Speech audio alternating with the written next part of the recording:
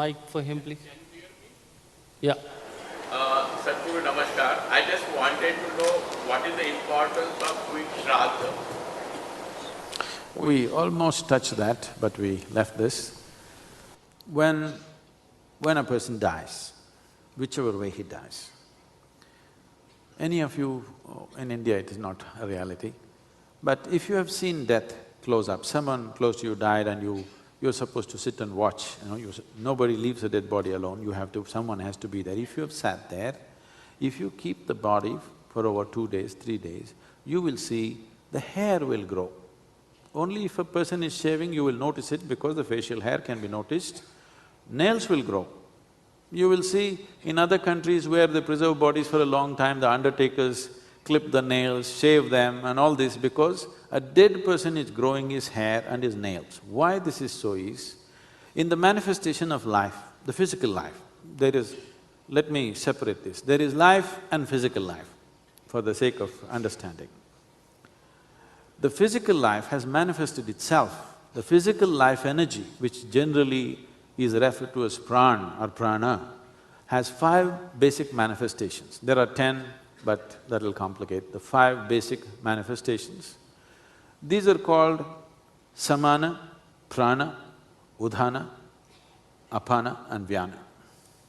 When a person is declared, let's say if a doctor is observing and they declare that person at a particular moment that he is dead now, in the next 21 to 24 minutes, samana will start exiting. That means samana is in charge of maintaining temperature in the body. First thing that starts happening is body starts cooling down. The traditional way of checking whether somebody is dead or alive is, they'll feel the nose. If the nose has gone cold, that's how they concluded that he's dead. They wouldn't check the eyeballs and other things, they would just check the nose. If nose has become cold, that means he's dead. So samana exits at that time. Somewhere between 48 to 64 minutes, prana exits. After that, between 6 to 12 hours, udhana exits. Till udhana exits, there are tantric processes with which you could revive the body. But once udhana exits, there is a micro chance, but that is an impractical chance, except that it is impossible to revive the body once udhana has exited. The next thing is apana, somewhere between 8 to 18 hours, this exits. The vyana, which is the preservative nature of prana, will start exiting from beyond that. It can continue to exit up to 11 to 14 days if it's a normal death. That is, somebody died of old age, with the feebleness of life they exited. For such a person, between 11 to 14 days, certain processes will be happening in the body to show that there is some element of life, like nails growing, hair, facial hair, these kind of things can be noticed. If someone has died accidentally, or in other words, the life was vibrant and he died, not necessarily totally crushed kind of body, still the body is intact, that body, the reverberations of this life will continue somewhere between 48 to 90 days. So, till that time, there are things you can do for that life. What is the thing that you can do for that life? See, what has happened with death is, your experience of death is that somebody is gone. But the experience of that person is, he's exited the body. And simply because he's exited the body, you have no business with him, you cannot recognize him, and if he comes back, you will be terrified. The people that you love, if they pop up, there'll be terror, not love. Because your relationship is either with their body or with their conscious mind and emotion. These things have been left behind. The body has been left behind and the conscious intellect and the discerning mind has been left behind. Now, in terms of mind, it is just a bunch of information which has certain tendencies of its own. Natural tendencies which are finding expression in a certain way, there is no discerning mind. Once there is no discerning mind, if you put 1 drop of pleasantness into this mind which has no discerning capability, no intellect, now this pleasantness will multiply 1,000,000-fold. If you put a drop of unpleasantness, that unpleasantness will multiply a millionfold. It's like your child who doesn't have the necessary discernment, he goes out to play. He doesn't know when to come back. Till he's exhausted and he can't do any more, till then he wants to play because he doesn't have the necessary discernment, okay, it's time to go. Similarly, this is an extreme state where it is much more than a child, where completely the discerning mind is absent. So now whatever quality you put into it, it will multiply a millionfold. This is what is being referred to as hell and heaven. If you go into a pleasant state of existence, this is called as heaven. If you go to an unpleasant state of existence, this is called as hell. These are not geographical locations. These are experiential realities that a life which has become disembodied is going through. So what people are trying to do, how well it is done or how ridiculously it is done today is a different matter, but there is a whole science what to do at different steps. One of the first things you must notice is, traditionally, I don't know if you're still keeping it in Mumbai, maybe it's all gone, but if somebody dies, there will be people, the first thing they will do is they'll tie the big toes of the dead body together. Do you still do it or gone? Yes, it's very important, because tying up the big toes will tighten up the Mooladhara in a certain way, so the body cannot be invaded or attempts to invade the body by that life once again, because that life has not lived with the awareness, knowing that this is not me. It is always believed this is me. Though it has come out, it tries to enter through any orifice that is there in the body, particularly through the Mooladhara, because that's where life generates. And as body starts cooling down, the only region where warmth will remain till the last point of warmth is always the Mooladhara. So it tries to get back. To avoid this, the first thing is tie the toes, so that that attempt will not happen, because this exiting is happening stage by stage. The reason why traditionally always we said, if someone dies within an hour and a half or maximum of 4 hours, you must burn the body, because this act is going on. Now this is also true for the living. If someone very dear to you is dead, you know he's dead, but your mind starts playing tricks. Maybe he's going to sit up just now, maybe a miracle will happen, maybe God will come and do something fantastic right now. It has never happened to anybody, but still mind plays this because of the emotions that we have for that particular person. And that is the same thing is true with the life that is exited from the body. This also believes that still it can get back into the body. If you want to stop the drama, first thing is set fire to the body. 1.5 hours. But those days, because, villages and no doctors to tell you for sure he is dead, somebody put on the funeral pyre and set fire, the guy sits up because he's not yet. These things have happened in the past. So they stretched it to 4 hours so that these mistakes don't happen. But as quickly as possible, body should be taken away.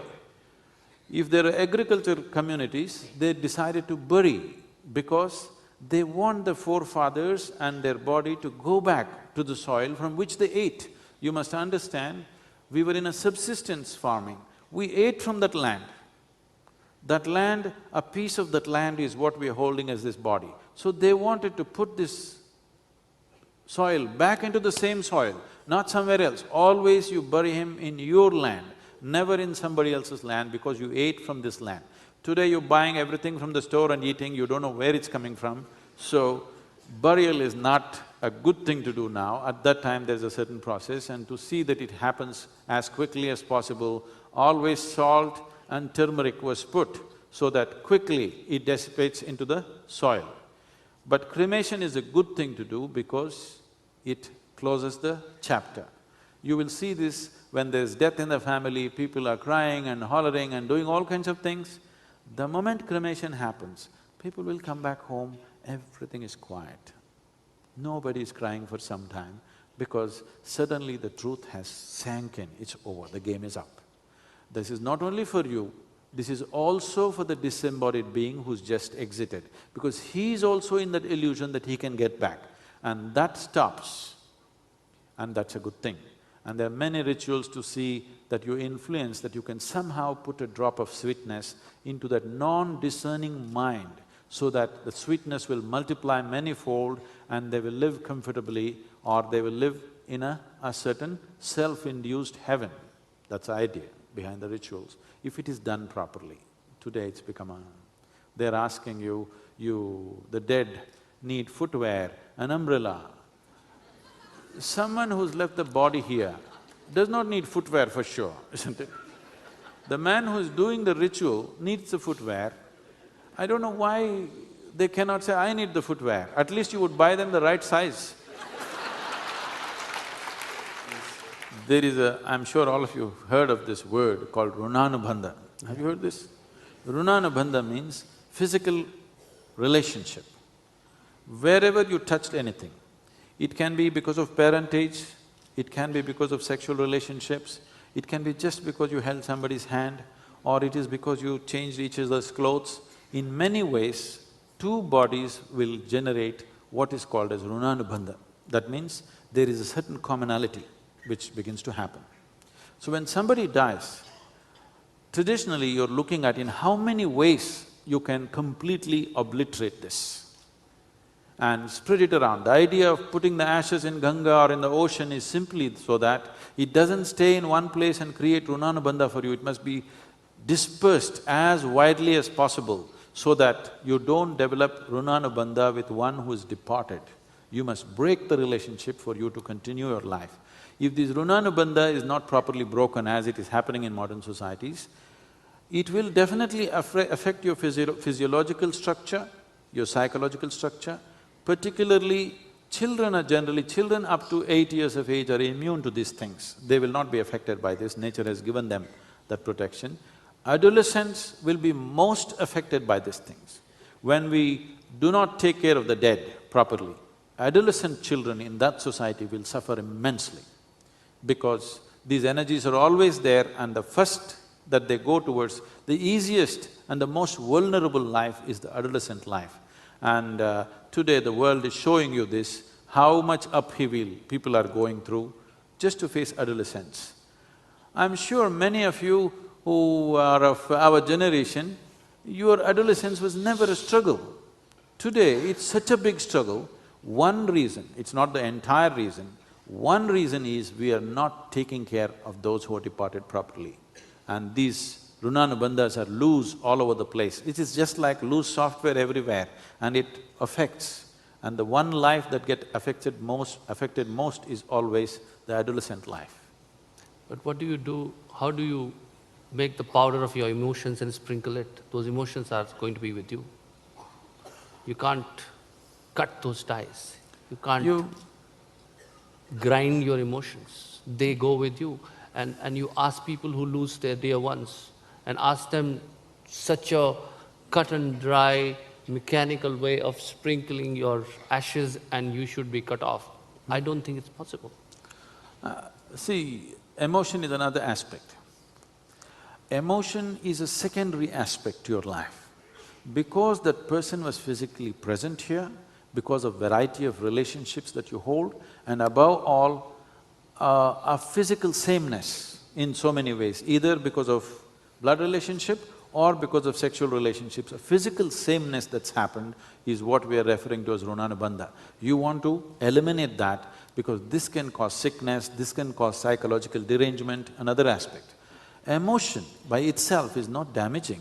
You had a beautiful relationship with somebody and today if that person is no more, the healthy way, if these things are eliminated, what will happen is, you will cherish the beauty of that relationship rather than suffering it.